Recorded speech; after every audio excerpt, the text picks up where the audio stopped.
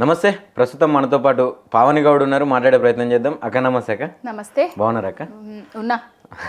ఉన్నా గిట్లున్నా. ప్రజా పాలనలో ఇందిరమ్మ రాజ్యంలో సస్యశ్యామలం గుర్ర మంచి సస్యశ్యామలం ఏమున్నది? ఎక్కడ చూసినా కరువు కాటకాలు, నీళ్లు లేక గోసలు పడుతున్నారు జనాలు, పంటలు ఎండిపోతున్నాయి, రైతులు ఆత్మహత్యలు చేసుకున్నారు, అప్పుల పాలవుతున్నారు, ఘోరంగా ఉంది. రైట్ అక్క. అంటే ఈ మధ్య కాలంలో కొత్తగా అసెంబ్లీ సాక్షిగా రేవంత్ రెడ్డి కొన్ని సంచలన వ్యాఖ్యలు చేశారు. అంటే ఆయన మీద ఒక కావాలని కొంతమంది ఇట్లా నా మీద ఇలాంటి వ్యాఖ్యలు చేపిస్తున్నారు, ఇది కరెక్ట్ భాష కాదు, ఇది కరెక్ట్ పద్ధతి కాదని చెప్పి చెప్తున్న తరుణంలోనే అదే నేపథ్యంలో మళ్ళీ ఒక భాష వాడడం జరిగింది. అది కొంచెం హాట్ టాపిక్గా మారుతూ ఉన్నది. ఏం చెప్తారు? భాష గురించి రేవంత్ రెడ్డి మాట్లాడితే దయ్యాలు వేదాలు వర్ణించినట్టుగా ఉంటాయి. బూతుకు నిర్వచనమే రేవంత్ రెడ్డి. బూతుల నుంచెల్లి అధికారంలోకి వచ్చి అవే బూతులను అధికారంలోకి వచ్చిన తర్వాత వాడుకుంటూ గత ముఖ్యమంత్రి వర్యులను, కేసీఆర్ గారిని, జాతిపితను, తెలంగాణ బాపూజీని ఏ విధంగా మాట్లాడుతున్నాడో మనం అందరం చూస్తూనే ఉన్నాం. నీవు చెప్పిన నీ విద్యే నీరజాక్ష అన్నట్టుగా ఉన్నది. బూతులల్లా ఉట్టి, బూతులల్లా పెరిగి, బూతులల్లా అధికారంలోకి వచ్చింది నువ్వు. ఆ బూతులో నీ మీదకి వస్తే ఇప్పుడు ఇది కాదు అది కాదు అని అంటే ఎట్లా కరెక్ట్? అంటే ఎంతైనా ఇప్పుడు మన రాష్ట్ర ముఖ్యమంత్రి మరీ అట్లా మాట్లాడడం తప్పు కాదు. ఎవరన్నా ఒప్పుకుంటున్నారా రాష్ట్ర ముఖ్యమంత్రి అని? ముఖ్యమంత్రి లాగా ప్రవర్తిస్తున్నాడా? ముఖ్యమంత్రి లాగా పరిపాలన చేస్తున్నాడా? ఏ వర్గాన్ని సంబరపెట్టిండు? ఏ వర్గానికి సంక్షేమ పథకాలను అందించిండు? ఏ వర్గాలను నిండా ముంచకుంటున్నాడు? అందరినీ ముంచుతున్నాడు కాబట్టి, అందరిని ఎండబెడుతున్నాడు కాబట్టి, అందరికీ కరువు కాటకాలను తీసుకొచ్చిండు కాబట్టి ప్రతి ఒక్కరు బూతులు తిడుతున్నారు. ఆ బూతులు అనేటివి ఆయననే నేర్పిండు. లాగుళ్ళల్లో తొండలు జొర్రగొడతా, గుడ్డలు ఉడదీస్తా, పేగులు తీసి మెడలు వేసుకుంటా, ఉరికిచ్చి దంచుతా, ఆయన నేర్పినాయి కదా. మన ఇంటి ఆడోళ్ళ దాకా పోతుందా? ఆడోళ్ళని తిడుతురు కదా. ఏ సంస్కృతిలో ఊరు మీరు? ఎందుకు దాన్ని మీరెందుకు ఇంకా ఖండించకుండా అక్రమ అరెస్ట్ చేస్తున్నాం అని చెప్పి ప్రభుత్వాన్ని ఖండిస్తున్నారు? మీరు ఏ సంస్కృతిలో ఊరు అని అడుగుతున్నారు. నీ ఇంటి ఆడబిడ్డలకు ఒక లెక్క, వేరే ఇంటి ఆడబిడ్డలకు ఒక లెక్కనా?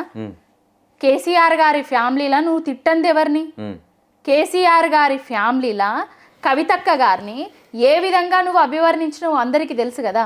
ఇప్పుడు మేము తిట్టించకపోయినా కూడా కడుపు రగిలి, కడుపు ఎండి, రైతుల పంటలు ఎండి, కండ్లల్లో నీళ్లు వస్తున్నాయి కాబట్టి రైతులు తిడుతుంటే అవి తట్టుకోలేకపోయి కేటీఆర్ తిట్టిపిస్తున్నాడు అనేసి ఫేక్ ప్రాపగాండా ముందటేసుకున్నాడు. ఇప్పుడు రైతుల గురించి అన్నాం. ఇప్పుడు భూగర్భ జలాలు అడుగంటిపోవడం, లేకుంటే పొలాలు ఎండిపోవడం కానీ, వర్షాలు రాకపోవడం కానీ ఏం చేస్తారు రేవంత్ రెడ్డి? ఇగో రాజు మంచిగా ఉంటే రాజ్యం మంచిగా ఉంటది.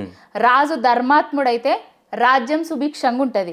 రాజు రాక్షసుడైతే ఏ విధంగా కరువు కాటకాలు వస్తాయి అనే దానికి ఇప్పుడు జరుగుతున్న పాలననే రాక్షసుడే.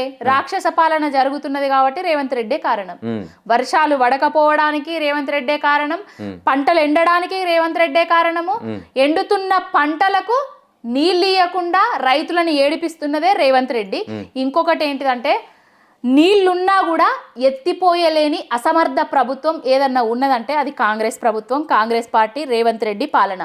ప్రాణహిత ఇప్పటికీ కూడా పారుతూనే ఉన్నది. మేడిగడ్డ సాక్షిగా నిన్ననో మొన్ననో నేను వీడియో అప్లోడ్ చేయడం జరిగింది. మేడిగడ్డల ఒక్క పిల్లర్ కుంగితే, కూలితే, వంగితే మొత్తం కొట్టుకపోయింది, వంగింది, కూలింది, కొట్టుకపోయింది, పనికే రాదు అని చెప్పారు. నిన్నటికి నిన్న ఉత్తమ్ కుమార్ రెడ్డి బ్యారేజీలు సేఫ్, అన్నీ జరుగుతున్నాయి, మరమ్మతులు చేస్తాము అనేసి ఉత్తమ్ కుమార్ రెడ్డి చెప్పిండు. ఏది నిజము ఏది అబద్ధము మీ మంత్రులకు, మీ ముఖ్యమంత్రికే పొంతన లేని మాటలు మాట్లాడుతుర్రు. ఏది నమ్మాలి అసలు జనాలు? అధికారంలోకి రాకముందేమో ప్రశ్నిస్తా అంటివి, అధికారంలోకి వచ్చిన తర్వాత ప్రశ్నలను సమాధానాలు లేక, ప్రశ్నలను ఎదుర్కొనే శక్తి లేక జైళ్ళల్లో పెట్టబడుతుంది. నీకు ఎక్కడి న్యాయం, ఎక్కడి ధర్మం ఇది? అంటే ఈ మధ్య రీసెంట్గా ఒక ఉస్మానియా గడ్డ అనగానే మొదటగా గుర్తుకొచ్చేది పోరాటాలు గుర్తొస్తాయి. అక్కడి నుంచి మలిదశోద్యమం కానీ, వందే మాతరం పోరాటం కానీ, ఇలాంటి చాలా అన్ని పోరాటాలకు వేదిక అయింది అది ఉస్మానియా గడ్డ. ఇప్పుడు కొత్తగా ఒక సర్క్యులర్ జారీ చేసిండు అక్కడ ఉన్నటువంటి వీసీ. అంటే రేవంత్ రెడ్డి గారి ఆదేశాలను అనుసరిస్తూ ఆయన ఒక సర్క్యులర్ జారీ చేసిండని చెప్పి బాగా ప్రొటెస్ట్లు చేస్తున్నారు విద్యార్థులు. ఏం చెప్తారు అక్క మీరు దాని మీద? అంటే అక్కడ ఉన్నటువంటి ఉస్మానియా వేదికగా ఎలాంటి ప్రొటెస్టులు కానీ, నిరసనలు, ధర్నాలు చేయొద్దు, చేయడానికి వీల్లేదని చెప్పి చెప్తా ఉన్నాడు. ఇప్పుడు ఏదైతే ఉస్మానియా గడ్డ నుంచి నిరుద్యోగులను అడ్డంగా పెట్టుకొని అడ్డంగా బలిసి అధికారంలోకి వచ్చి ఈ అడ్డదారిలో అధికారంలోకి వచ్చి ఆ అధికార మదంతో ఉస్మానియా బిడ్డలను, పోరాటాలకు పుట్టినిల్లైన బిడ్డలను మీరు ఏది పోరాటం చేయొద్దు, మీకు ఇక్కడ స్లోగన్స్ ఇచ్చే హక్కు లేదు అని చెప్పడం ఎంతవరకు సమంజసం? నేను గేట్లు ఎత్తేసిన, భారీ గేట్లు ఎత్తేసిన, కంచెలు తెంపేసిన, మీకు ప్రజాపాలన ఉన్నది, ఎక్కడనైనా ప్రజలు శాంతియుతంగా ధర్నాలు చేసుకోవచ్చు, నిరసనలు వ్యక్తం చేసుకోవచ్చు, ఇక్కడున్నది ఇందిరమ్మ రాజ్యం, మీ రేవంత్ అన్న 3 రంగుల జెండా పట్టి వచ్చిండు అని చెప్పినావు కదా. మరి ఇప్పుడు నీకేమైంది? ఏం పుట్టిందని ప్రశ్నలకు తట్టుకోలేకపోతా ప్రశ్నలకు తట్టుకుండా ఉండి చెప్పే సమాధానాలు లేక పోరాటాలు వద్దని చెప్తున్నావు. ఇదంతా రేవంత్ రెడ్డి డైవర్షన్ పాలిటిక్స్. పాలన చేతగాక, పరిపాలన మీద అవగాహన లేక ప్రభుత్వం నడుపుతూ ప్రతి ఒక్కరిని, ప్రతి ఒక్క వర్గాన్ని నాశనం చేస్తున్నాడు రేవంత్ రెడ్డి అనేటోడు.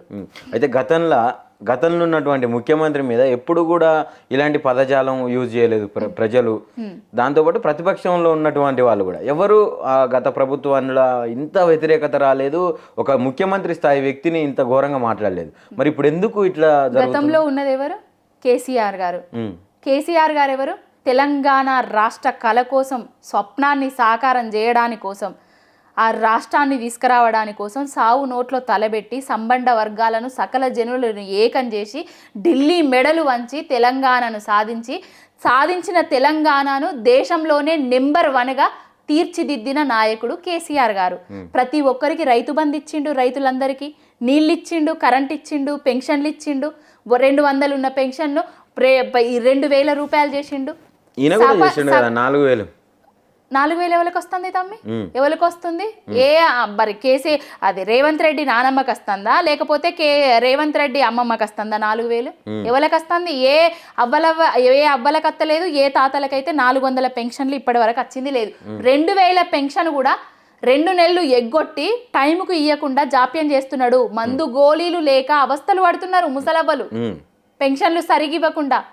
కేసీఆర్ గారు ఎక్కడ? ఆకాశంలో ఉన్న నాయకుడు ఎక్కడ?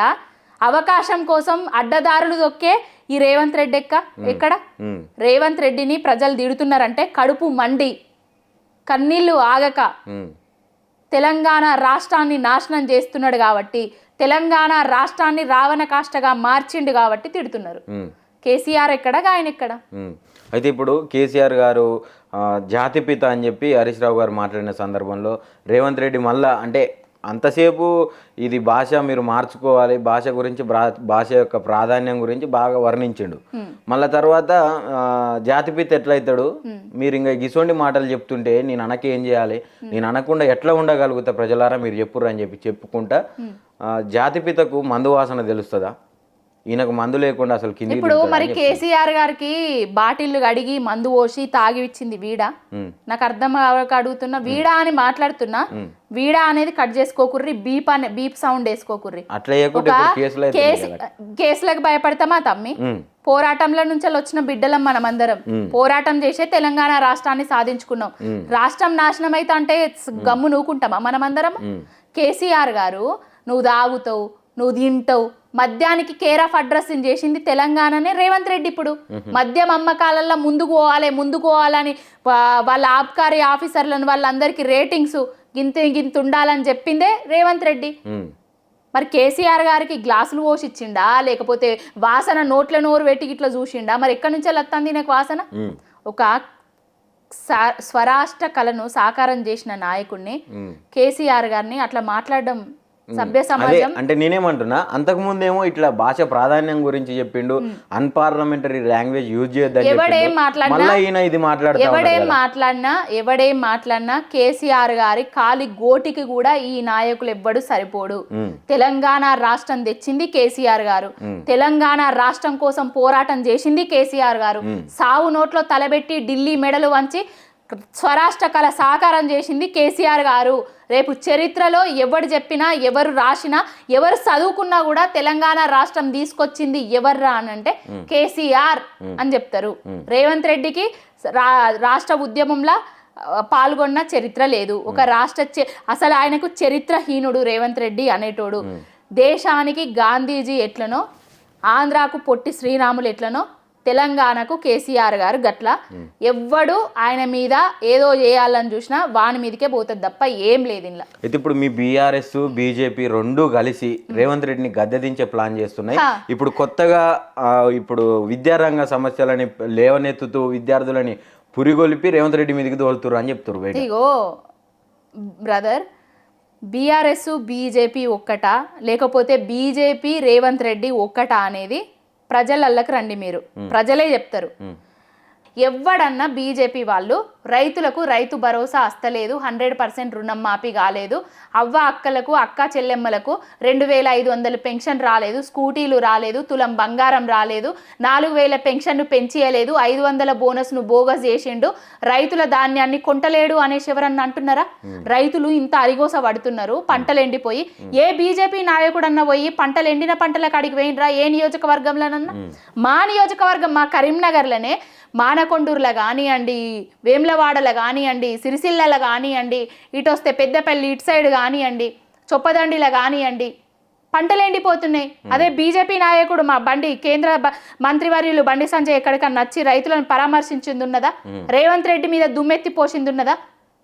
ఏమన్నంటే కేసీఆర్ కేసీఆర్ కేసీఆర్ గివి నామ జపాలు తప్ప రైతులకు చేసింది ఏమీ లేదు. వాళ్ళు అధికారంలో ఉన్నా అధికారంలోకి లేకపోయినా ప్రజల పక్షాన ప్రతి ఒక్కరి పక్షాన కొట్లాడుతున్నది బీఆర్ఎస్ పార్టీ ఓన్లీ. గతంలో అసెంబ్లీ జరిగినప్పుడు ఇదే గొడవలు కొట్లాటలు అని చెప్పి మన రేవతి ఆమె చనిపోయిన విషయం చూసి అల్లు అర్జున్ని తీసుకుపోయి జైలు వేయడం ఇదంతా నడిచింది. మళ్ళీ ఇప్పుడు ఈ అసెంబ్లీకి రాగానే మళ్ళీ ఇంకో అరెస్టులు జరిగినాయి చూసిరు మీరు. మొన్న అంటే అసెంబ్లీ జరిగితే కొన్ని క్వశ్చన్స్ ఇస్తారు, కొంతమంది ఆన్సర్లు ఇస్తారు. ఈ క్వశ్చన్లకు సమాధానాలు లేక ఆన్సర్ ఇచ్చే ధైర్యం లేకనే ఆనాడు అల్లు అర్జున్ అరెస్టును తెర మీదికి తీసుకొచ్చారు. ఈనాడు ఈ జర్నలిస్టు ఇద్దరు సోదరి మనల అరెస్టులను తెర మీదికి తీసి మొత్తం టాపిక్ ను మొత్తం డైవర్ట్ చేసిండు. ఎగ్గొట్టే ప్రయత్నం. అసెంబ్లీలో ఏం జరుగుతుంది? ప్రధానంగా ఏం జరుగుతుందో చెప్పనా? కాంగ్రెస్ ప్రభుత్వం అధికారంలోకి వచ్చిన తర్వాత వాళ్ళ ఎమ్మెల్యేలే కరెంటు చక్కగా వస్తలేదు, నీళ్లు సాగుకు లేవు, తాగడానికన్నా ఇయ్యండి, హైడ్రా పెద్ద డ్రామా జరుగుతుంది, కమిషన్ల కోసం కకృతి పడి మళ్ళా పర్మిషన్లు ఇస్తున్నారు అనేసి వాళ్ళ ఎమ్మెల్యేలే వాళ్ళ తిరుగుబాటు జరుగుతుంది. కానీ వాళ్ళ ఎమ్మెల్యేలకు కూడా సమాధానం చెప్పకుండా అంటే తిరగబడ్డోళ్లకు ప్రతి ఒక్కరిని మొన్న జర్నలిస్టులని పేరు పెట్టుకొని ప్రతి ఒక్కరి బట్టలిప్తా రోడ్ల మీదకి తీసుకొస్తా ప్రశ్నించిన వాళ్ళే అందరి అని చెప్పకనే చెప్తున్నాడు. అంటే ముసుగేసుకొని ప్రధానంగా అంటే రేవంత్ రెడ్డి గారి మాటల ప్రకారం ప్రధానంగా వాంటెడ్లీ కావాలనే బీఆర్ఎస్ పార్టీ వాళ్ళని ఒక కొంతమందిని పురిగొల్పి రేవంత్ రెడ్డిని తిట్టిపిస్తుందంట కదా పార్టీ కార్యాలయం. వాంటెడ్ గా చేయడానికి మాకు అనవసరం. ప్రజలు ప్రతి ఒక్కరూ రోడ్ల మీదకి వస్తున్నారు, ధర్నాలు చేస్తున్నారు, రాస్తారోకలు చేస్తున్నారు, పెన్షన్లు వస్తలేవు అని అడుగుతున్నారు. నువ్వు అన్ని సంక్షేమ పథకాలు ఇచ్చిన తర్వాత ప్రజలు ఎందుకు రోడ్ల మీదకి వస్తారు? తాగడానికి నీళ్ళు ఇచ్చి, సాగుకు నీళ్ళు ఇచ్చి, కరెంట్ ఇచ్చి, ఎరువులు ఇచ్చి సంబరపెట్టిన తర్వాత ప్రజలు ఎందుకు వస్తారు? ప్రజల కడుపు ఎందుకు మండుతుంది? ప్రజల కడుపు మండే కదా. నువ్వు అన్ని ఇయ్యకపోగానే కదా ఇవన్నీ మాటలు మాట్లాడుతున్నారు. ఎవ్వరు ఎవరిని తిట్టించాల్సిన అవసరం లేదు. ప్రతి ఒక్కరూ రేవంత్ రెడ్డిని తిడుతున్నారు, కాంగ్రెస్ వాళ్ళతో సహా. మొన్నటికి మొన్న కోరుట్లకు పోతే పార్టీ అంటే నేను పుట్టిన దగ్గర నుంచి కాంగ్రెస్ పార్టీలనే ఉన్నా. మొన్న రేవంత్ రెడ్డి అధికారంలోకి రావడానికి కూడా మా నియోజకవర్గంలో మొత్తం తిరిగిన బిడ్డ. పసుపు ధర లేదు, పసుపు బోర్డు అన్నారు, ఆ బోర్డు సంగతి దేవుడెరుగు. ఇగో ఇప్పుడు నేను కాంగ్రెస్ పార్టీకి ఓటు వేయమన్నందుకు ఊళ్ళో ముఖం ఎత్తుకొని తిరుగుతలేను. ఏమైందిరా పెన్షన్ ఏమైందిరా 4000 ఇస్తారని చెప్పారు కదా, సమాధానాలు చెప్పలేని పరిస్థితి నాది అంటున్నారు. కాంగ్రెస్ కార్యకర్తల పరిస్థితి ఆ విధంగా ఉన్నది. మరి ఏం చెప్తారు అక్క ఫైనల్ గా ఇప్పుడు జరుగుతున్నటువంటి అసెంబ్లీ సెషన్ కావచ్చు, రీసెంట్ గా ఆయన చేసినటువంటి వ్యాఖ్యలు కావచ్చు, ఏం చెప్తారు ప్రజలు? అన్ని డైవర్షన్ పాలిటిక్స్ లో భాగంగా బూతు పితామహుడిగా పేరుకెక్కి పాలనను గాలి కొదిలేసి గాలి మోటార్ల మీద ఢిల్లీకి తిరుక్కుంటా ఆయన సీటును కాపాడుకున్నట్టు తప్ప తెలంగాణ రాష్ట్రానికి ఆయన చేసిందేం లేదు. తెలంగాణ రాష్ట్రానికి రాబోయే రోజులల్లో కూడా ఆయన చేసేది ఏమీ లేదు. 6 గ్యారంటీలను అటకెక్కిచ్చిండు. ప్రశ్నించిన వాళ్ళ ప్రతి ఒక్కరిని జైలుకు పంపిస్తున్నాడు అంతే. అంటే ఇప్పుడు 6 గ్యారంటీలు అమలు చేయడానికి నేను ప్రయత్నిస్తున్నాం అని చెప్పి ఒక పక్క ఎక్కడి నుంచి ఒక పక్క చెప్తా ఉన్నాడు, ఇంకో పక్క వాళ్ళకు సంబంధించిన మంత్రులు ఎమ్మెల్యేలు ఏమో ఈ తులం బంగారం విషయంలో రీసెంట్ గా ఈ తులం బంగారం విషయాన్ని కొంచెం ఇంకా ఇది చెప్పకనే చెప్తా ఉండు. మరి దాని పట్ల ఏమంటారు మీరు? అంటే అటకెక్కిచ్చేటట్టే 6 గ్యారంటీలను అటకెక్కిచ్చేది. అందుకే మొన్న రీసెంట్లీ ఎవరు మన పొన్నం ప్రభాకర్ గారే చెప్పిండ్రు, తులం బంగారం విషయం గాని, కళ్యాణ లక్ష్మి విషయం గాని, కళ్యాణ మస్తా ఏదో సంథింగ్ ఆ పేర్లు మార్చి, అంటే పథకాల పేర్లు మార్చుడు కాదు, పథకాల పేర్లు మార్చుకుంటూ నువ్వు ఇస్తా అన్న హామీలను నెరవేర్చాలి కదా. తులం బంగారానికి పైసలు లేవు, అసలు 1,00,000 రూపాయలు ఇవ్వడానికే మా దగ్గర పైసలు లేవు అని చెప్తున్నారు. ఆల్రెడీ అన్ని పథకాలు అటకెక్కించిండ్రు తమ్మి. కేసీఆర్ గారి కిట్టు దగ్గర నుంచి వెళ్ళి, న్యూట్రిషన్ కిట్టు దగ్గర నుంచి వెళ్ళి, ఆసరా పెన్షన్లు 4,000 పెంచుడు వరకు కూడా అన్ని అటకెక్కిచ్చారు. ఏం లేదు, సర్వనాశనం చేసేసిండ్రు తెలంగాణ రాష్ట్రాన్ని. అంటే గతంలో కేసీఆర్ గారు ఇదే ధర్నా చౌక్ ఎత్తేసినప్పుడు ఎవరు మాట్లాడలేదు, ఇప్పుడు ఎందుకు మాట్లాడుతున్నారు అని చెప్తారు కాంగ్రెస్. ఇప్పుడు ధర్నా చౌకును ఎత్తేస్తా, కంచెలు దెంపేస్తా, మొత్తం గేట్లు ఎత్తేసిన, ఎక్కడోళ్ళు అక్కడ వచ్చి ప్రశ్నించాలి నన్ను అని చెప్పుకున్నదే రేవంత్ రెడ్డి కదా. మరి ఇప్పుడు ఎందుకు భయపడి మొత్తం ఎక్కడికక్కడ మళ్ళా ధర్నాలు చేయొద్దు, రాస్తారోకోలు చేయొద్దు అని చెప్తున్నాడు? ఇదంతా ఒక డైవర్షన్ పాలిటిక్స్ మాత్రమే, ఏం లేదు. అంటే మీకు ఒక న్యాయం మాకొక న్యాయం ఎట్లుంటది? ధర్నా చౌక్ ఎత్తేసినప్పుడు ఎవరు మాట్లాడలేదు, ఇప్పుడు ఎందుకు మాట్లాడుతున్నారు? ఎత్తేయా అని చెప్పినావు కదా, ధర్నా చౌకును ఎత్తేయా, ప్రతి ఒక్కరు ప్రజలు ఎవరైనా గతంలో ఎందుకు మాట్లాడలేదు, ఇప్పుడు ప్రశ్నించేటోళ్ళు అని అంటున్నాడు. అదే ప్రశ్నించేటోళ్ళు గతంలో ఎందుకు మాట్లాడలేదంటే నీ పాలన అడ్డవిడ్డంగా అరిష్టంగా ఉన్నది కాబట్టి ఇప్పుడు మాట్లాడుతున్నారు. ప్రతి ఒక్క రోడ్ల మీదకి వచ్చే సమయం ఆసన్నం అయింది కదా. రైతులు కానివ్వండి, మహిళలు కానివ్వండి, అంగన్వాడీ కానివ్వండి, ఆశా వర్కర్లు కానివ్వండి, రేపు గవర్నమెంట్ ఉద్యోగులు కూడా రోడ్ల మీదకి. అంటే ఎవరి సమస్యలైనా డైరెక్ట్ మాతో పంచుకోవడానికి ఎక్కడ డైరెక్ట్ ప్రజాభవన్ పెట్టిండు కదా. ప్రజాభవన్ లో ఎన్ని రోజులు ఉంటున్నాడు, ఏ మంత్రి ఉంటున్నాడు? ప్రజాభవన్ ఉంటే సరిపోతుందా? వారానికి 2 సార్లు ప్రజాభవన్ ఉంటే సరిపోతుందా? ఎన్ని దరఖాస్తులు తీసుకున్నాడు, ఎన్ని దరఖాస్తులకు ఇది అని సమస్యను అక్కడి నుంచి వెళ్ళి పరిష్కరించిన సమయం ఉన్నది? ఎక్కడన్నా సమస్య పరిష్కరించాలి కదా. నువ్వెన్ని సమస్యలు పరిష్కరించినావు, ఒక శ్వేతపత్రాన్ని విడుదల చేయి. ప్రజాభవన్ కు గింత మంది వచ్చిర్రు, రోజుకు 100 మంది వచ్చిర్రు, 200 మంది వచ్చిర్రు, 300 మంది వచ్చిర్రు, 500 మంది సమస్యలు పరిష్కరించిన అనేసి ఒక శ్వేతపత్రాన్ని విడుదల చేయి.